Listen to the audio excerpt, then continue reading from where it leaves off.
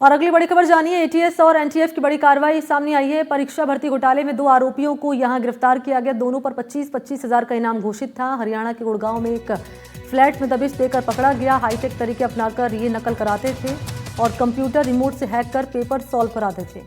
घोटाला सामने आने के बाद, पकड़े जाने के बाद दोनों फरार हो गए थे और दोनों आरोपी हैं पेशे से इंजीनियर।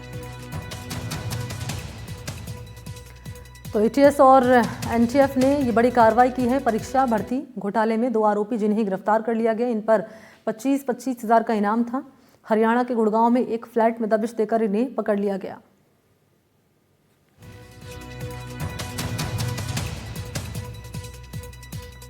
तो परीक्षा भर्ती घोटाले में 2 आरोपी गिरफ्तार कर लिया गए हैं और हाईटेक तरीके अपनाकर नकल कराते थे। कंप्यूटर रिमोट से हैक कर पेपर सॉल्व कराते थे। घोटाला पकड़े जाने के बाद दोनों फरार हो गए थे और ये पेशे से इंजीनियर आरोपी दोनों हैं जो पकड़े गए हैं, बताए जा रहे हैं।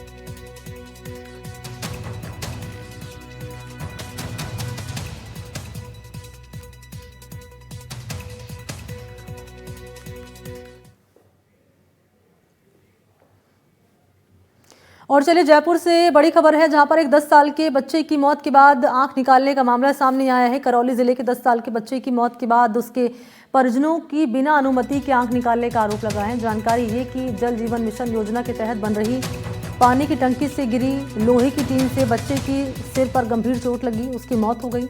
लेकिन इस बीच परिवार आरोप लगा रहा है कि मदन मोहन मीना नामक व्यक्ति ने धोखे से बच्चे की आंखें निकालकर बेच डाली। परिजनों ने इस मामले में ठेकेदार और आरोपी के खिलाफ रिपोर्ट दर्ज कराई है।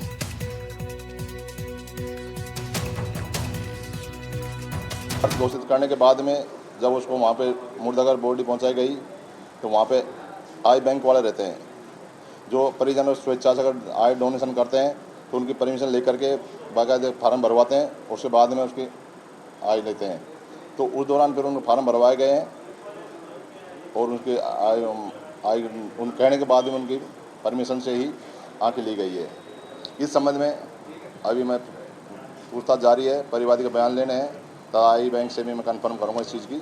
परिवादी से मैंने संपर्क किया फ़ोन पे, उन्होंने कहा मैं अभी बिजी हूं और आज कल मैं आपके पास आके इसके बारे में बयान दूंगा। जयपुर में एक 10 साल के बच्चे की बिना परमिशन के आंख निकालने का मामला सामने आया, जिसमें परिजनों को तब पता चलता है जब जो है बच्चे का अंतिम संस्कार किया जाता है।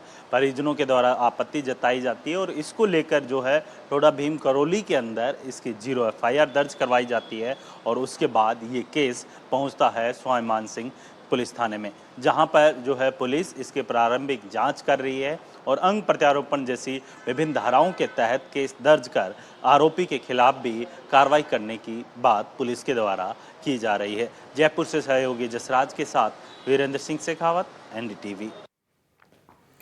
और इसी पर अपडेट लिए सहयोगी वीरेंद्र इस वक्त हमारे साथ जुड़ चुके हैं। वीरेंद्र, क्या कार्रवाई हो रही है इस मामले में आरोपी के खिलाफ अब?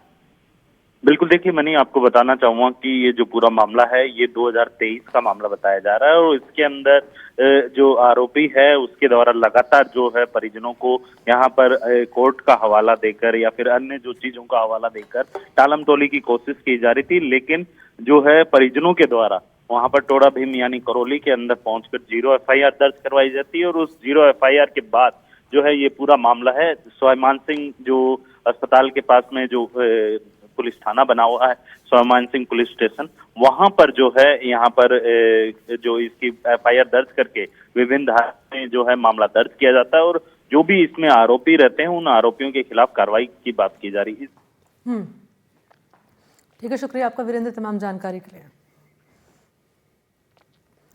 और जयपुर से बड़ी खबर है, जयपुर विकास प्राधिकरण का दायरा बढ़ा। कोटपुतली बहरोड के कई गांव जेडीए में शामिल, विराटनगर तहसील के 9 गांव जेडीए में शामिल।